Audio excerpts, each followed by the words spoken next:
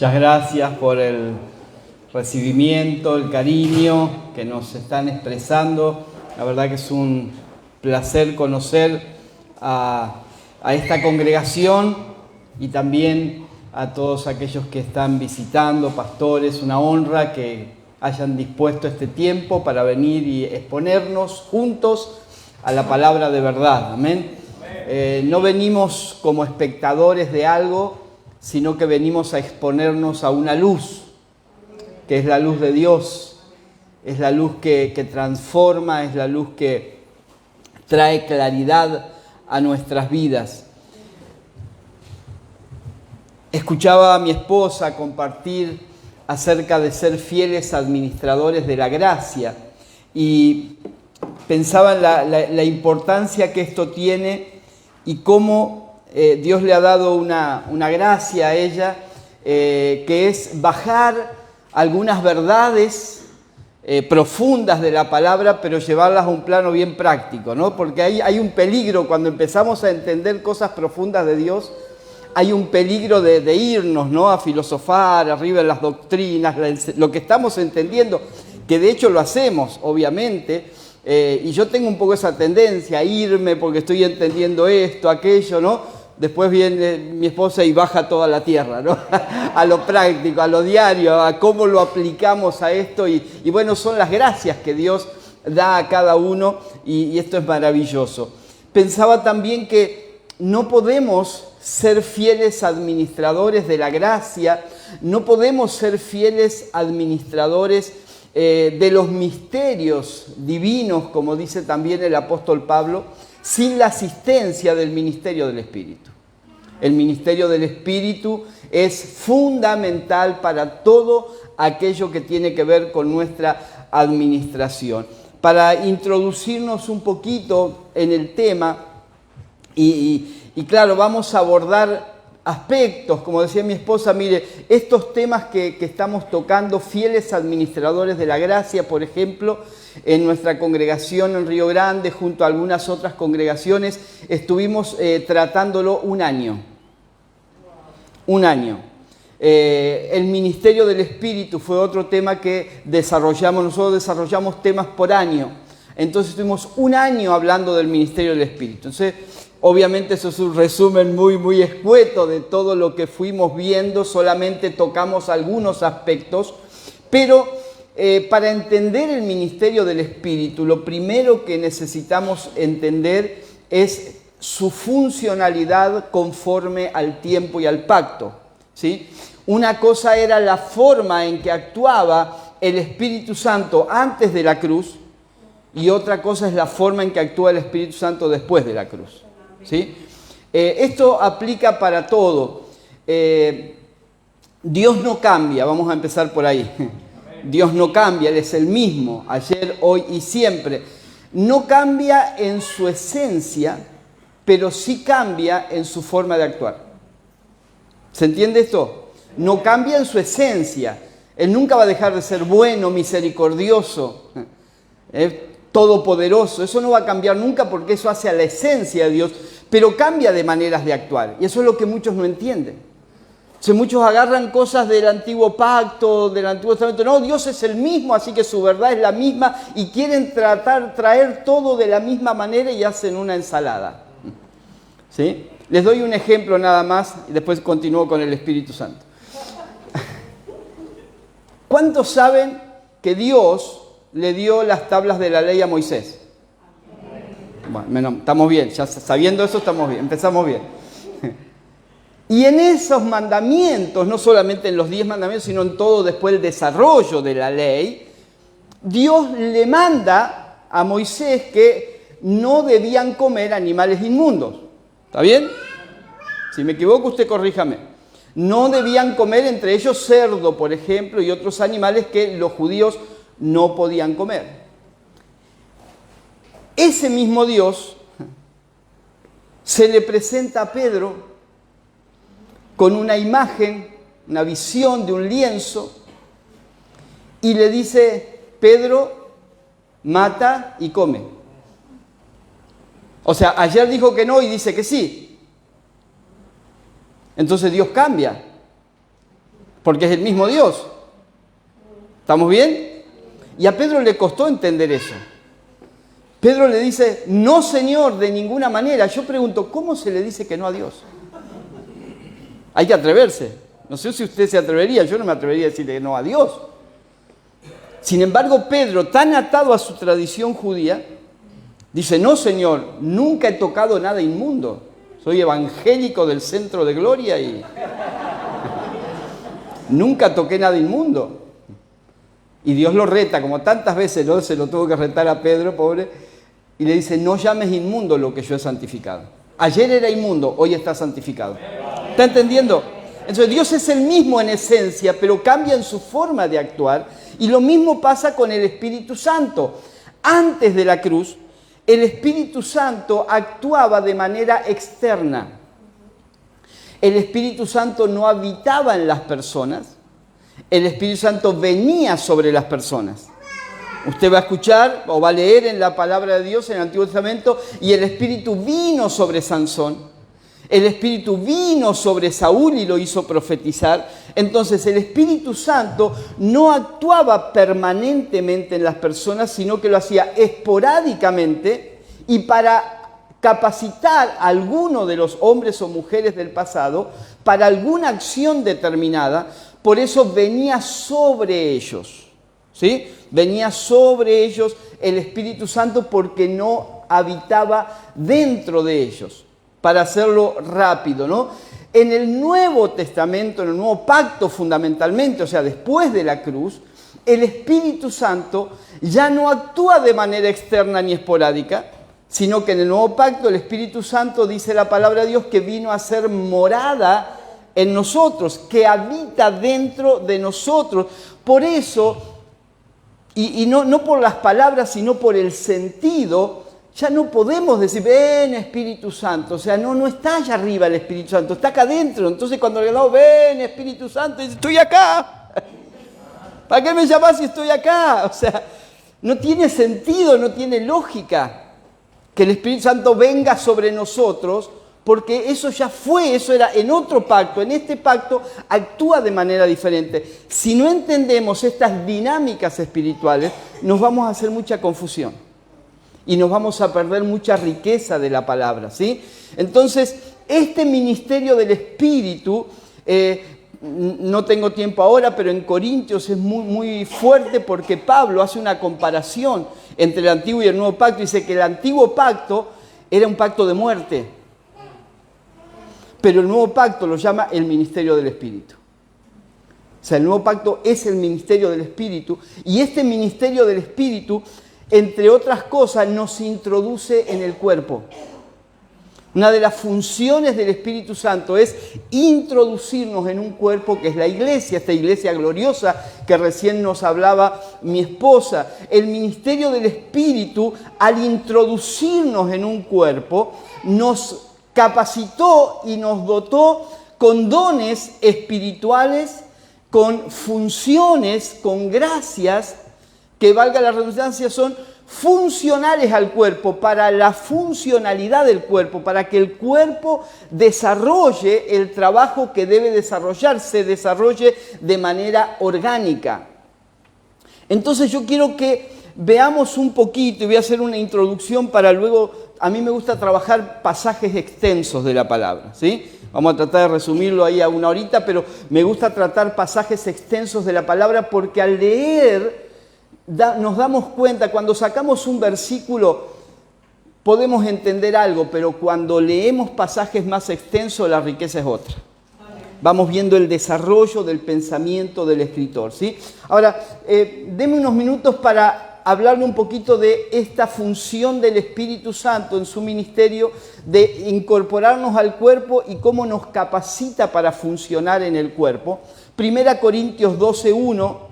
Ahí vamos a leer algunos versículos en 1 Corintios 12 y ver qué nos dice. En cuanto a los dones espirituales, hermanos, quiero que entiendan bien este asunto, ¿sí? O sea, evidentemente, este no era un asunto menor para el apóstol Pablo. Él está convencido de que el tema de los dones espirituales debe ser entendido. No podemos ser improvisados en algo tan importante y tan trascendente como los dones espirituales. Versículo 2. Ustedes saben que cuando eran paganos se dejaban arrastrar hacia los ídolos mudos.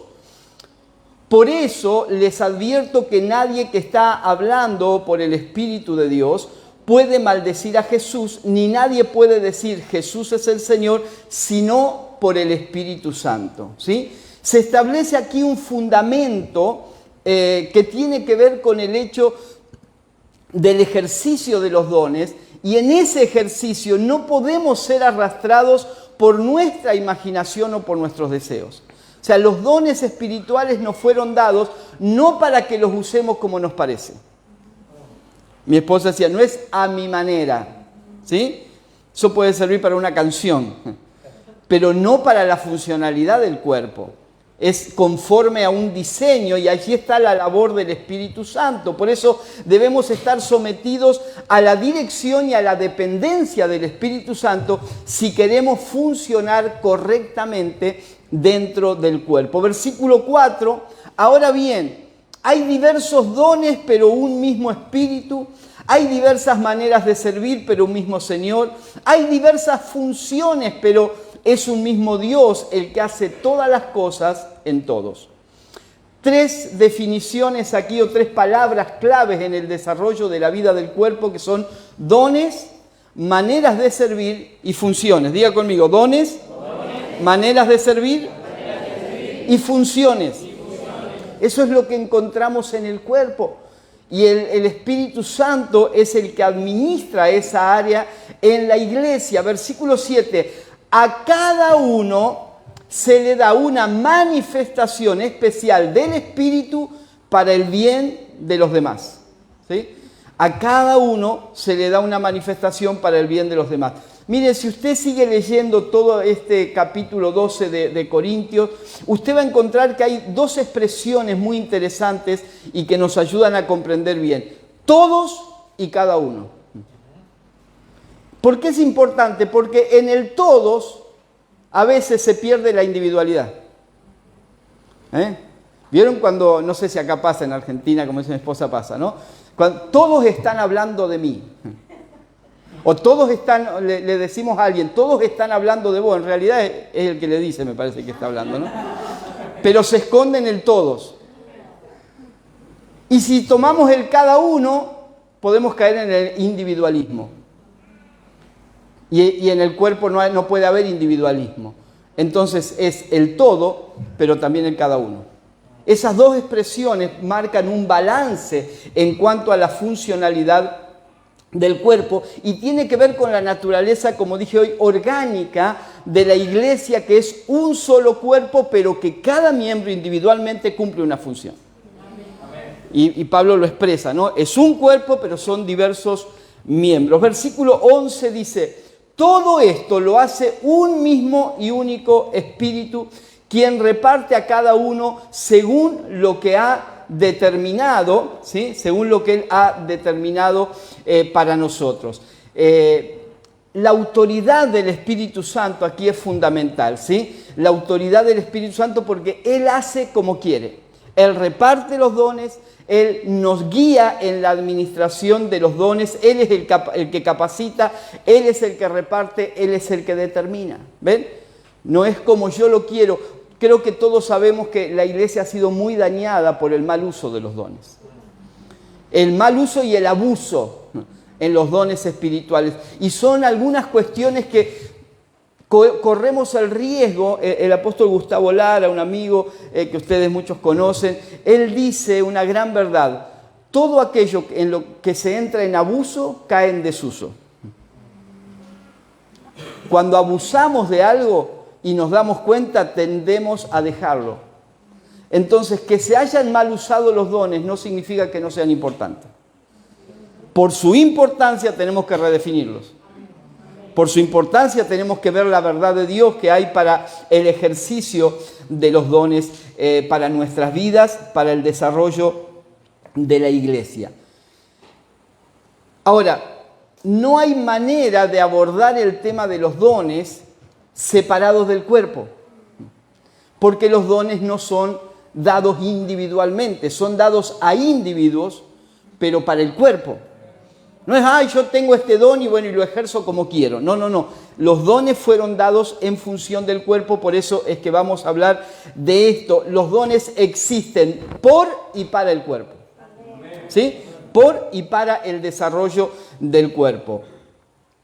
Y aquí quiero entrar ya más profundo en el tema, que hay una idea que tenemos que sacarnos de la cabeza, y es que los dones o el ejercicio de los dones tiene que ver con nuestras reuniones congregacionales solamente. Este es otro concepto muy evangélico. Los dones son para las reuniones. En la reunión profetizo, en la reunión predico, en la reunión hago esto, en la reunión hago aquello. Por eso mucha gente se ofende de alguna congregación y dice, me voy porque no me dan lugar. ¿No? No puedo servir al Señor en esta congregación. Porque se entiende que se sirve, se ejercen los dones en el ámbito de las reuniones. Y esto es un error conceptual de lo que es el Evangelio y lo que es la vida del cuerpo. Cuando hablamos, y acá quiero hacer una aclaración que mi esposa también la hizo, cuando hablamos de cuerpo, no hablamos o cuando hablo de iglesia, ¿sí?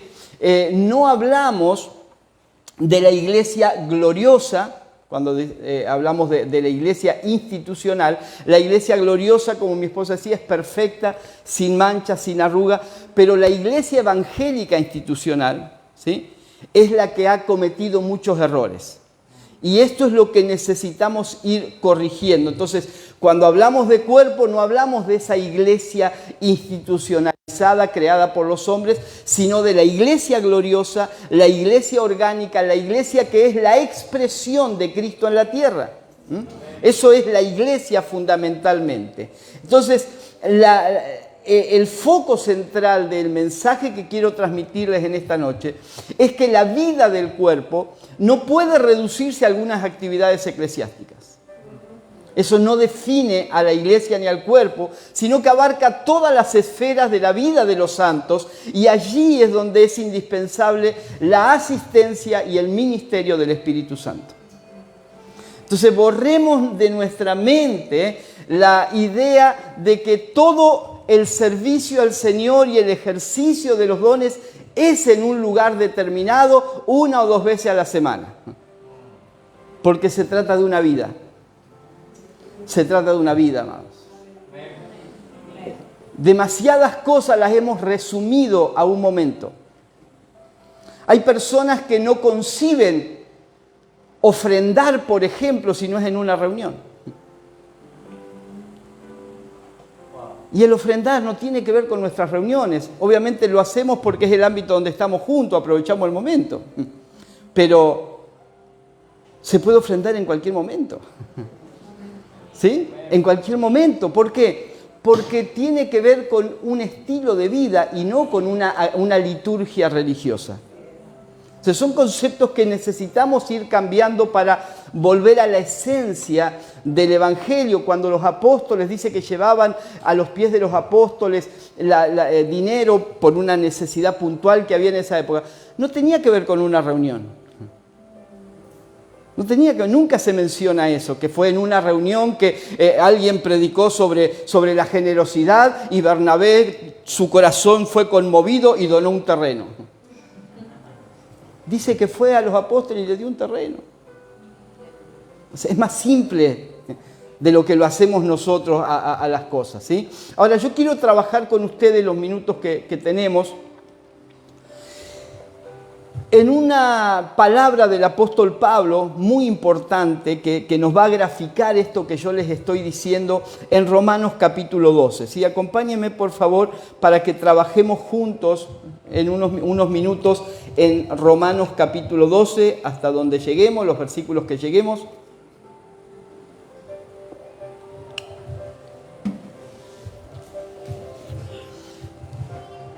Versículo 1 dice, por lo tanto, hermanos, tomando en cuenta la misericordia de Dios, les ruego que cada uno de ustedes en adoración espiritual ofrezca su cuerpo como sacrificio vivo, santo y agradable a Dios. quiero detenerme acá porque pareciera que Pablo comienza aquí a desarrollar otro tema. Siempre nos pasa, o generalmente, que por causa de la división de capítulos y versículos, generalmente pasa con los capítulos, al empezar un capítulo pensamos que está iniciando un tema. Y no siempre es así. Y nos perdemos riqueza de los versículos anteriores que ayudan a comprender por qué se llega a ese punto, por qué va a decir lo que va a decir, en este caso, el apóstol Pablo. Pareciera que comienza con un tema que no tiene nada que ver con los dones, por ejemplo, del Espíritu, pero si seguimos la línea de pensamiento del apóstol, nos vamos a dar cuenta que no es así.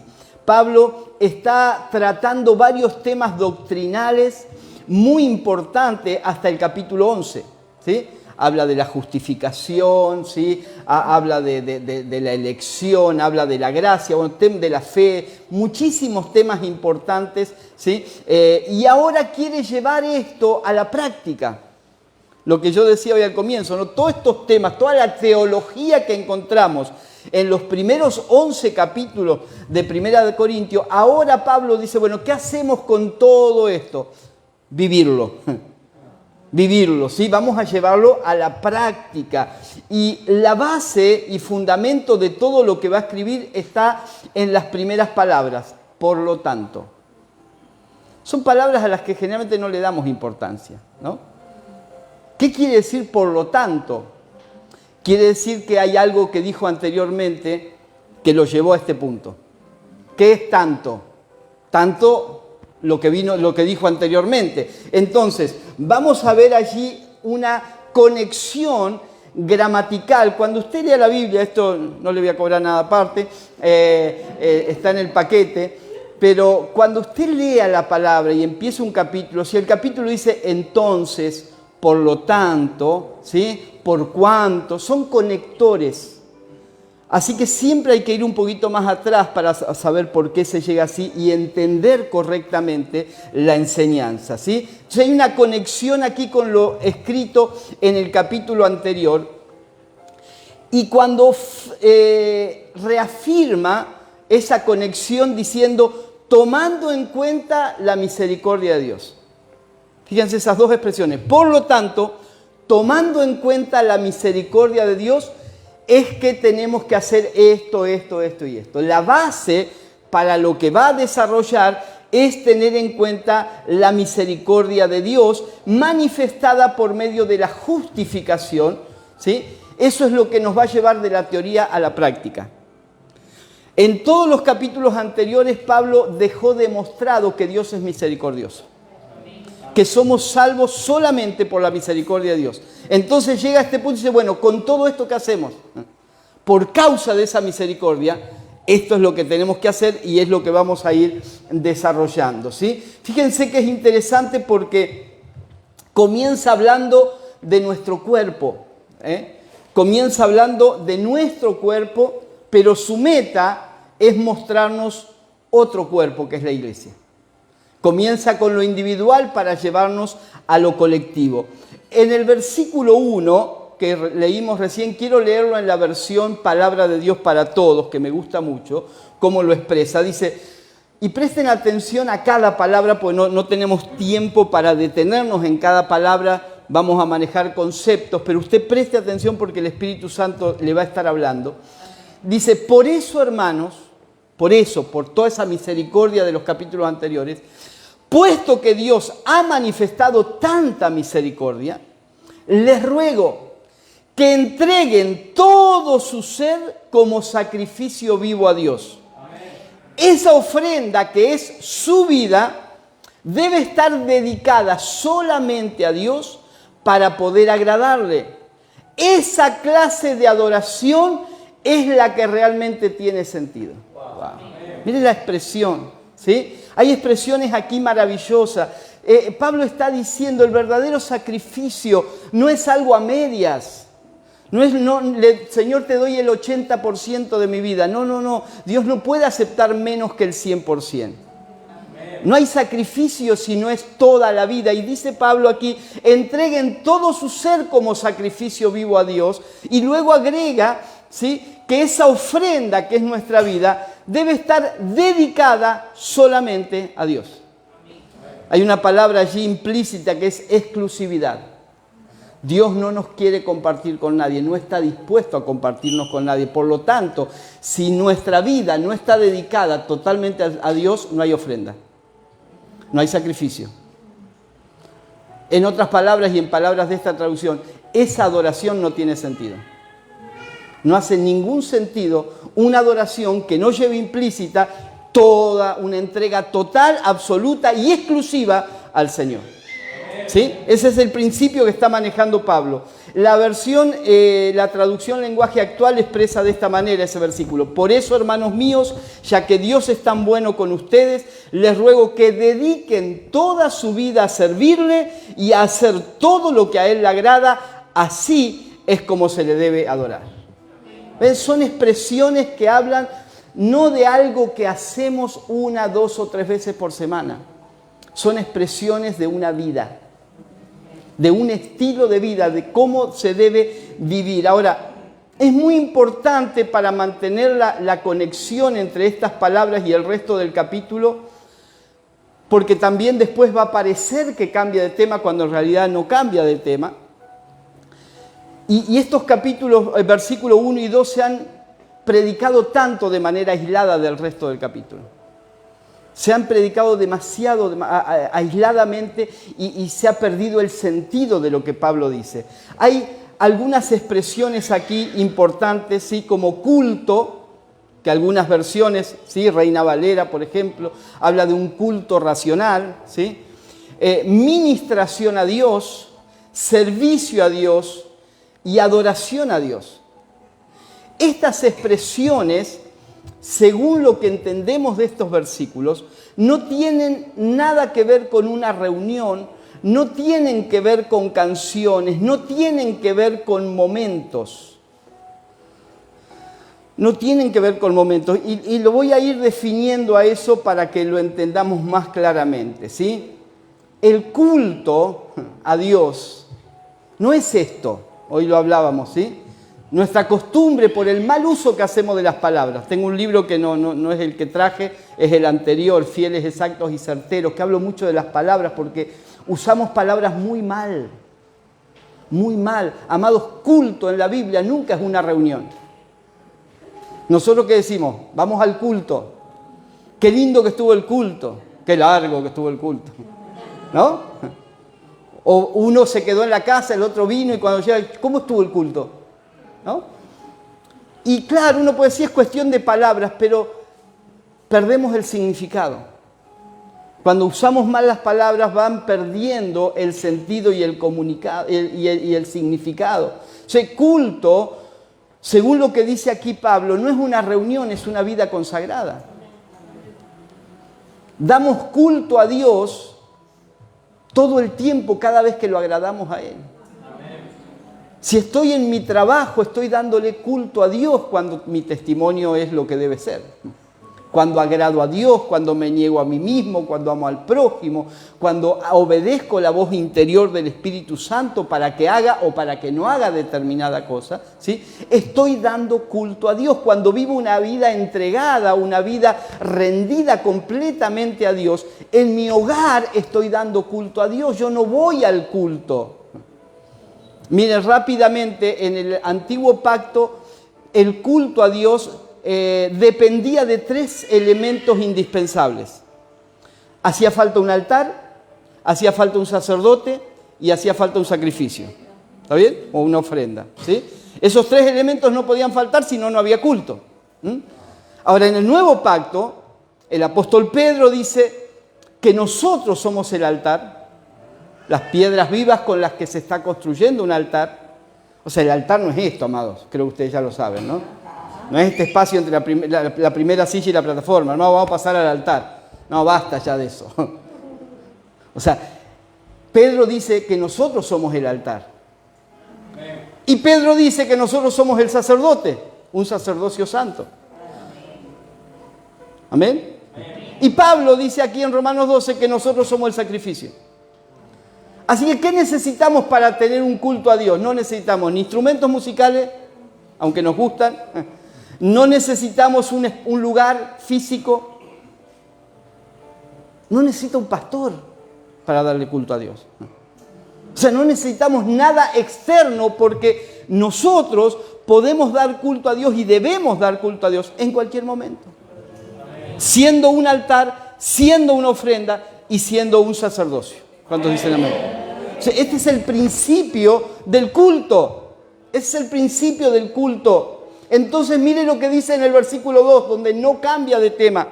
No se amolden al mundo actual, sino sean transformados mediante la renovación de su mente.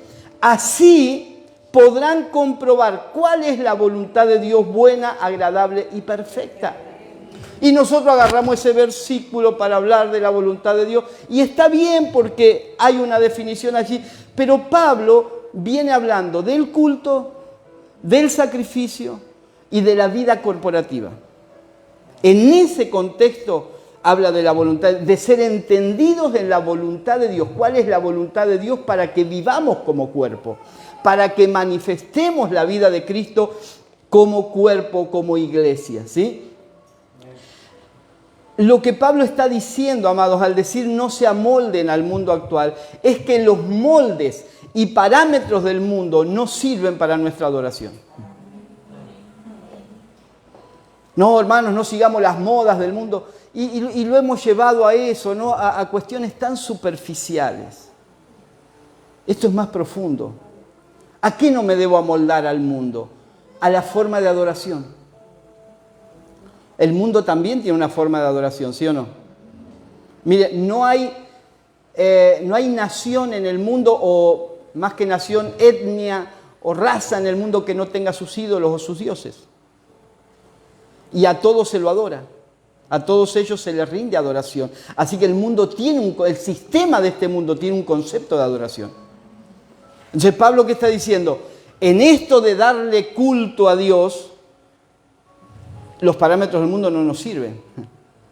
Porque ellos adoran a dioses falsos, nosotros adoramos al Dios verdadero. Por lo tanto, no podemos tomar el mismo modelo, ¿sí? Para el mundo, adoración puede llegar a ser algo místico. ¿Sí? Yo adoro al Dios tanto, ¿no? Y puede ser algo místico. Para el mundo, adoración es algo que hacemos, algo que se hace.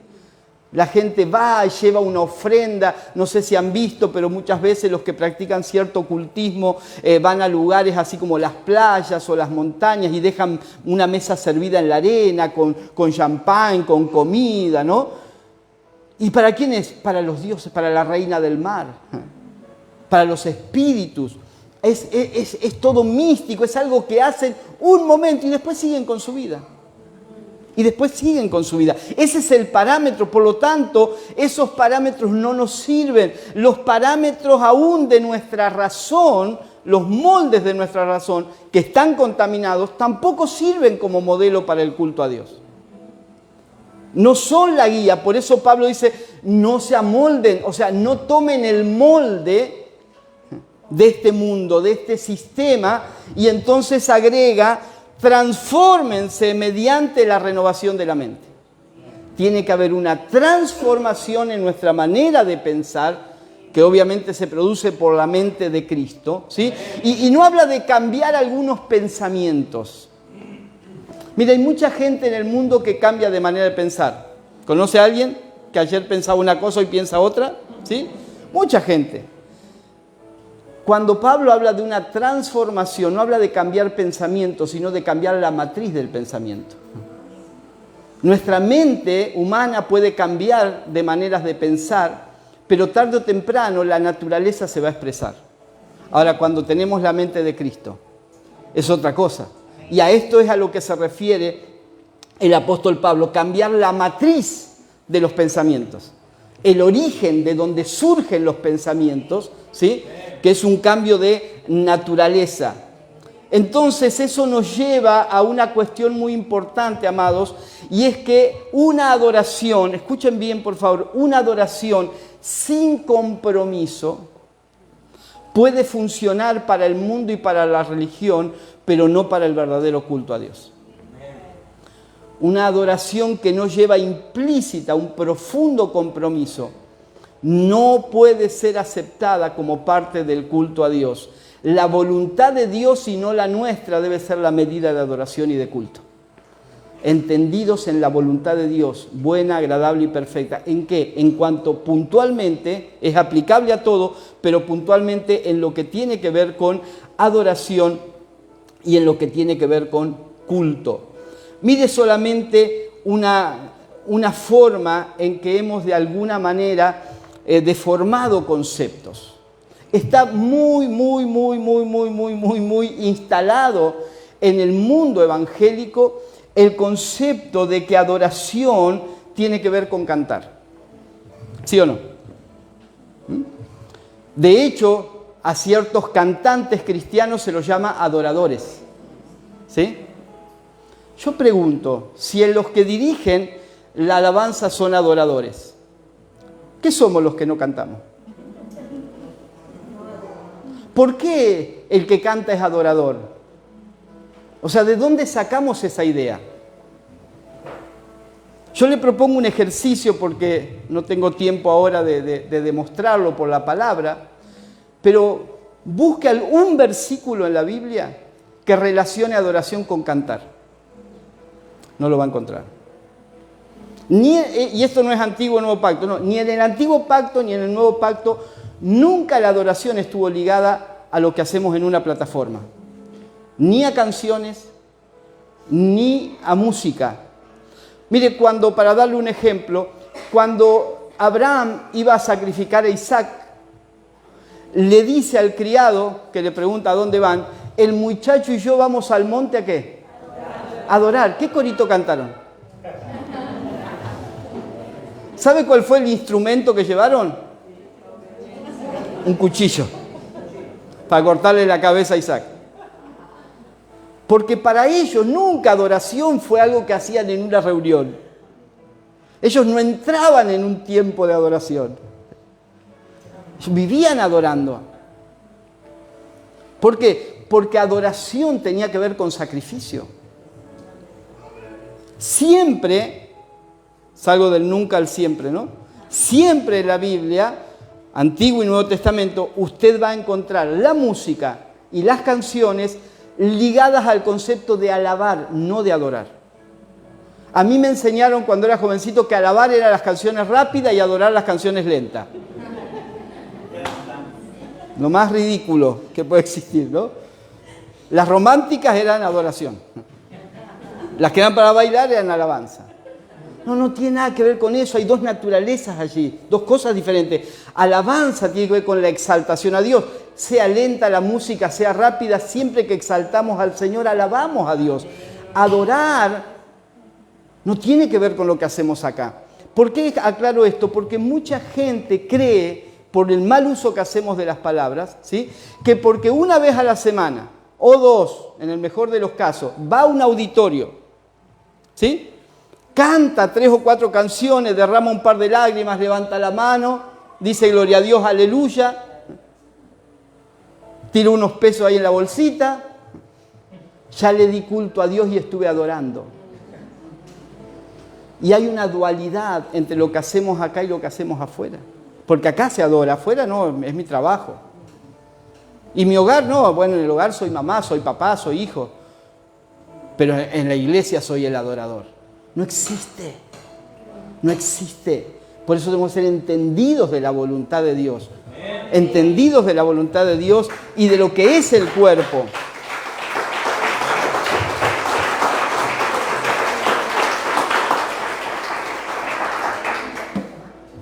Ahora, vamos al versículo 3.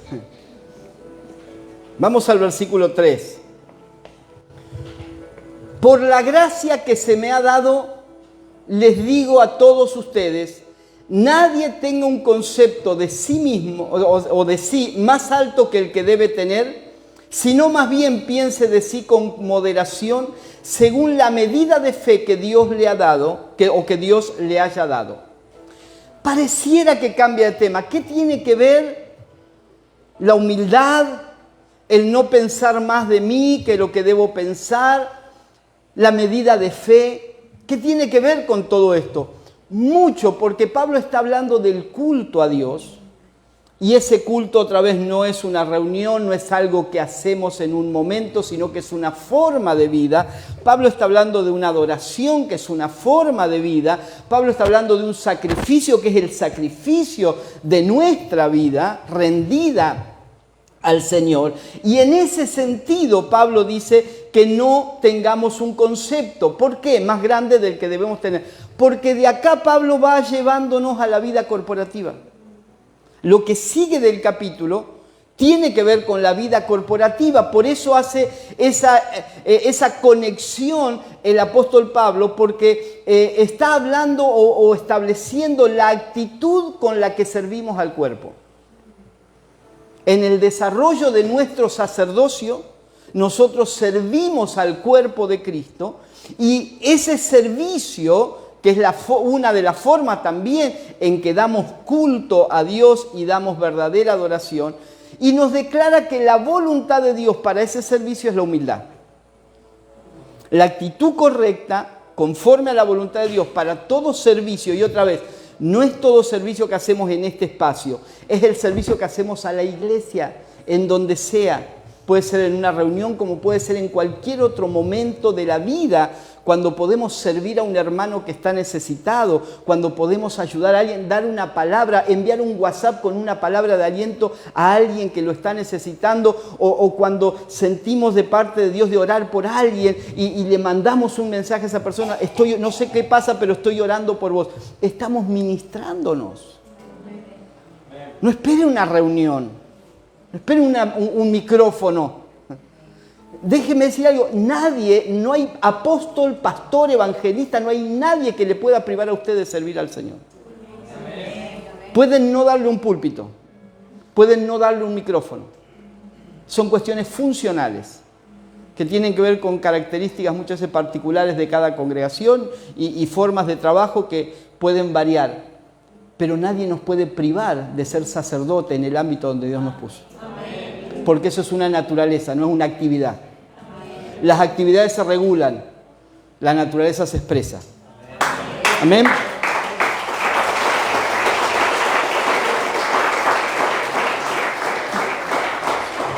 Entonces, ¿qué está diciendo Pablo? Que la voluntad de Dios para el servicio, para la adoración, para la administración, el desarrollo de nuestro sacerdocio es la humildad. En otras palabras, que nos ubiquemos en la vida. Que seamos ubicados. Dice, nadie piense de sí más de lo que debe pensar. En otras palabras, ubícate, está diciendo Pablo. Ubíquense en cuál es la posición que tenemos que tener dentro del cuerpo. No pienses que no necesitas del resto del cuerpo. Pensar de nosotros más allá de lo que debemos pensar es creer que nosotros con Dios nos arreglamos solos. Que no necesito a mis hermanos. Y hermano, esto no es cuestión individual, ya lo dijimos. Es primero todos, después cada uno. Pero esto es corporativo. Entonces nos necesitamos. El ejercicio del sacerdocio, si bien hay una labor hacia afuera de la que ahora no tenemos tiempo de hablar, pero también es el ejercicio entre nosotros, de servirnos unos a otros. Pero para eso tenemos que tener la actitud de entender que yo puedo ser útil para los demás, pero también necesito que los demás sean útiles para mí. Yo puedo edificar, pero necesito ser edificado. No hay nadie que quede exento de esto. Nadie puede prescindir del cuerpo. Nadie puede prescindir del cuerpo. Por eso hay gente que dice, no, yo y Señor, yo nos arreglamos, no me congrego. Porque creen, como decimos, que podemos, para ejercer los dones, no necesitamos estar en este espacio. El que lo entiende mal en la carne dice, bueno, no necesito congregarme. Pero se aíslan del cuerpo. Necesitamos congregarnos. ¿Amén? Amén. No para servir al Señor, porque lo servimos en todos lados. Necesitamos congregarnos porque somos cuerpo, simplemente. Por una cuestión de naturaleza nos atraemos. Y nos necesitamos, y hay una interdependencia, ¿no? Pablo dice, ajustados por todas las coyunturas. Bueno, todo lo que ustedes conocen de la palabra con respecto al cuerpo. Entonces debemos ser conscientes en esto de que se nos ha dado a todos una medida de fe, no para nosotros solamente, sino para la vida de la iglesia. Toda medida de fe que usted ha recibido es para la iglesia. Y cuando hablo de la iglesia hablo del cuerpo. Puede ser esta congregación, puede ser hermanos de otro lugar. O sea, nosotros hemos entendido eso. No trabajamos para una red apostólica. Trabajamos para el cuerpo. Trabajamos para el desarrollo del cuerpo donde sea, ¿sí? Con quien realmente tenga hambre y quiera avanzar en el entendimiento de la vida de Dios. Y ahora mire cómo conecta todo. Entonces, fíjese, capítulo 1, el verdadero culto a Dios, ¿sí? Versículo 1, versículo 2, la renovación del entendimiento para no amoldarnos, versículo 3, la humildad para llegar al 4. ¿Cuántos sabían que después del 3 viene el 4? Esta es una revelación muy profunda, pastor. Pues así como cada uno de nosotros tiene un solo cuerpo, cada uno, todos, o un solo cuerpo, ¿sí? Con muchos miembros, y no todos estos miembros desempeñan la misma función, también nosotros, siendo muchos, formamos un solo cuerpo en Cristo y cada miembro está unido a todos los demás. ¿Ven? Todos y cada uno está presente permanentemente. Entonces, sin cambiar de tema, Pablo se mete directamente en la vida del cuerpo y reitera conceptos que aparecen también allí en 1 Corintios 12, ¿sí? Acá estamos en Romanos, en 1 Corintios 12 él habla del cuerpo y repite aquí algunos conceptos. Miren algunas versiones. La NBI dice, cada miembro está unido a todos los demás. La Nueva Traducción Viviente dice, nos pertenecemos unos a otros. Miren lo importante que es eso, nos pertenecemos unos a otros. No es que venimos y bueno, somos de la misma congregación, cantamos juntos. No, nos pertenecemos unos a otros. Todos miembros los unos de los otros. Reina Valera, la palabra de Dios para todos, como parte de ese cuerpo, cada uno pertenece a lo demás. Lo que tengo de Dios no me pertenece, le pertenece al cuerpo. Le pertenece al cuerpo. O sea, amados, ese es el ministerio del Espíritu, llevarnos a este entendimiento para entender por qué fuimos salvos. No es por una cuestión personal, para que yo sea más feliz y me vaya bien en la vida, sino para ser parte de un cuerpo. No es una metáfora, no es que somos como un cuerpo, como veíamos a la mujer virtuosa, ¿no? Como tal cosa. Eso era una sombra. No dice la Biblia que nosotros somos como el cuerpo de Cristo. Somos el cuerpo. Es una realidad. No hay manera de que Cristo se exprese en este mundo si no es a través de un cuerpo. Amén.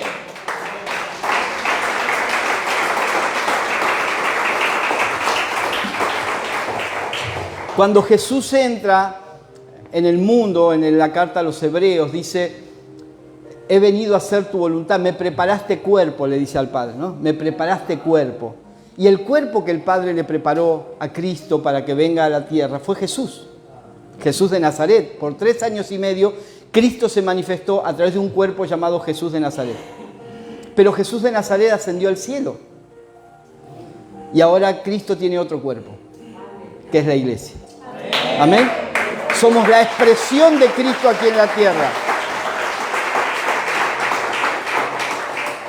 Para la expresión de este cuerpo justamente y su correcto funcionamiento es que nos fueron dados los dones. Hermanos, desmitifiquemos el tema de los dones. No son perlitas, estrellas que Dios nos da por buen comportamiento. No tenemos que ir sumando puntos a ver cuántos dones alcanzamos.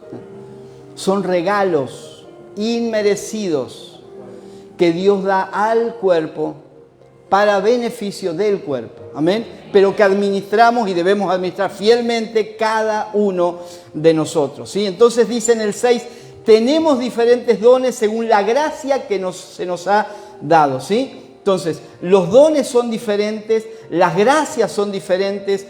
Como dije, no son ni premios ni recompensas. Un don no es un premio. ¿Sí? ¿Sí?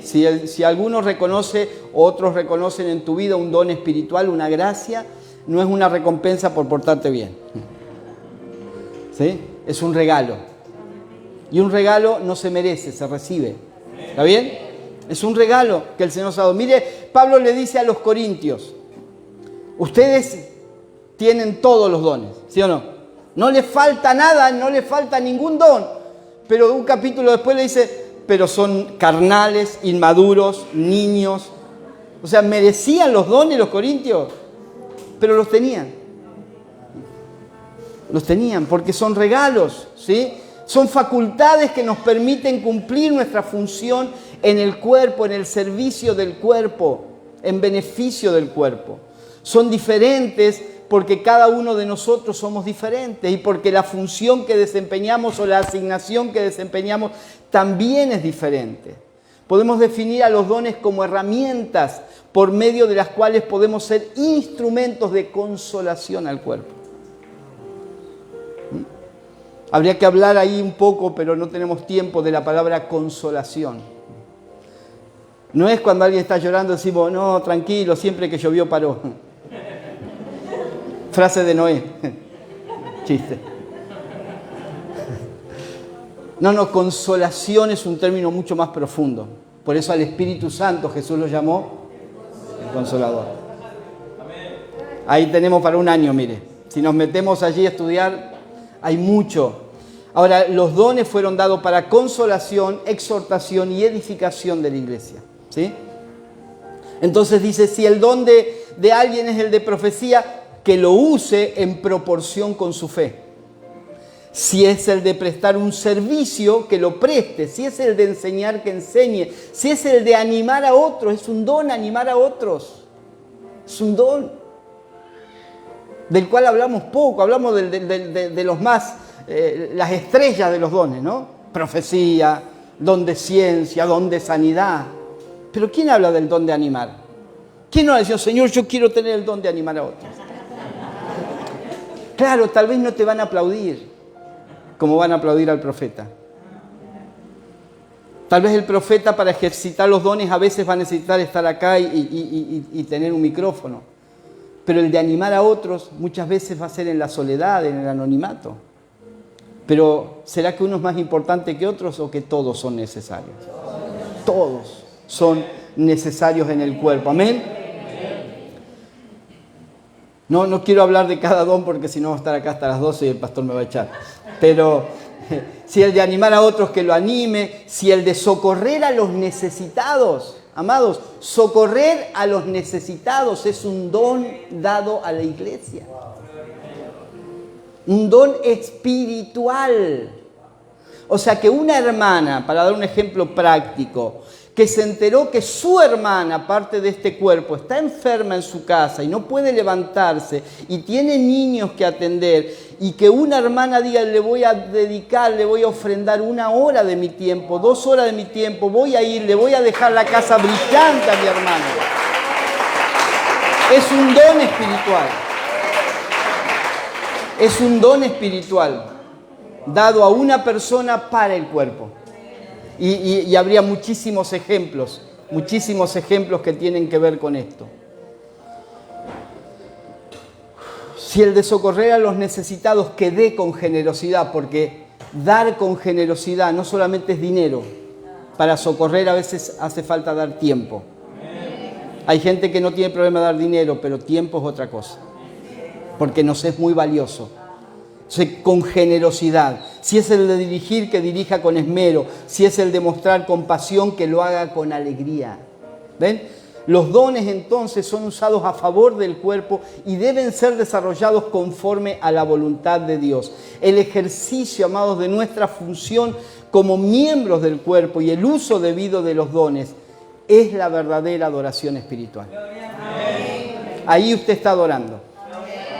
Ese ejemplo que le di recién, esa hermana que deja sus tareas para ir a socorrer a su hermana que está enferma, está dando, ahí tiene un culto, ahí está haciendo un culto a Dios, ahí está ofrendando, ahí está adorando, no necesita una guitarrita.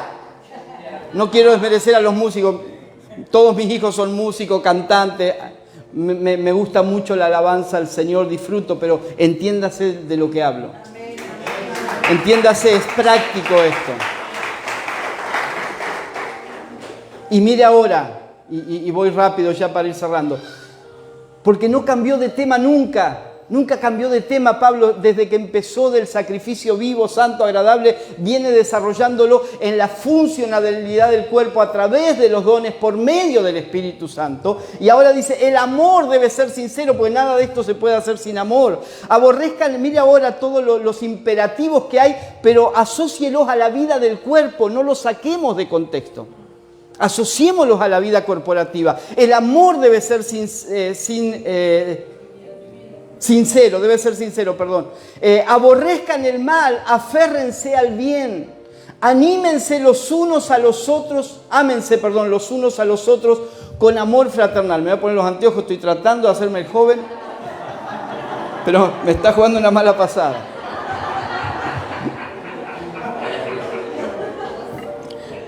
Pero la edad llega.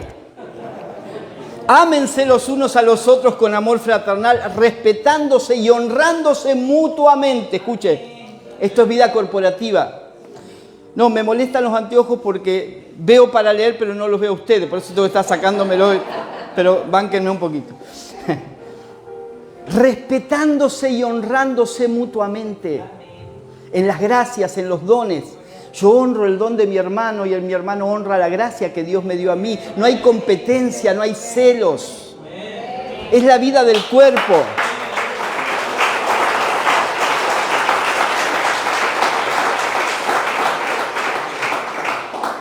Nunca dejen de ser diligentes.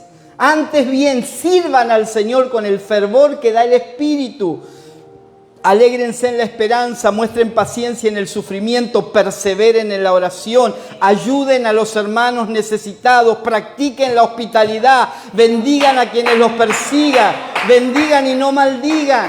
Alégrense con los que están alegres, lloren con los que lloran, vivan en armonía los unos con los otros. No sean arrogantes, sino háganse solidarios con los humildes. No se crean los únicos que saben sobre el nuevo pacto. Eso le agregué yo. No paguen a nadie mal por mal, procuren hacer lo bueno delante de todos, si es posible y en cuanto dependa de ustedes, vivan en paz con todos. ¡Wow! Tremendo.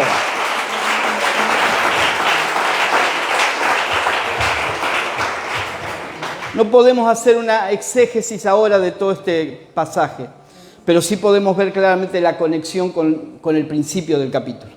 Con el culto a Dios, con la administración a Dios, con el servicio a Dios, con el ejercicio de los dones, la verdadera adoración. Es esto, no es otra cosa. Y esto lo vivimos todos los días en cualquier momento. Con cualquier persona, no necesitamos una reunión ni un auditorio para esto, lo necesitamos para otras cosas. Pero no para servir al Señor. Mire estos imperativos, ámense, respétense, hónrense, sean diligentes. Ese es el culto, esa es la adoración que le damos a nuestro Dios. Entonces, ¿para qué queremos el ministerio del Espíritu? Primero, para entender esto. Para entender qué es culto, qué es adoración, qué es ser iglesia, no ir a la iglesia, sino ser iglesia. Amados, hay un mundo que nos necesita, porque todo lo que hacemos entre nosotros como cuerpo se tiene que manifestar hacia afuera. Somos un sacerdocio santo y es el ministerio del Espíritu el que nos enseña todas estas cosas, ¿sí? Es el ministerio del Espíritu el que nos revela, es el ministerio del Espíritu el que nos guía para no amoldarnos a este mundo, al sistema, para renovar el pensamiento conforme a la voluntad de Dios. Todo esto lo hace un solo y el mismo Espíritu. Él es el que reparte los dones. ¿Para qué? Para la funcionalidad del cuerpo que es la iglesia. Amados, los esperamos mañana. Gracias a todos. Pastor.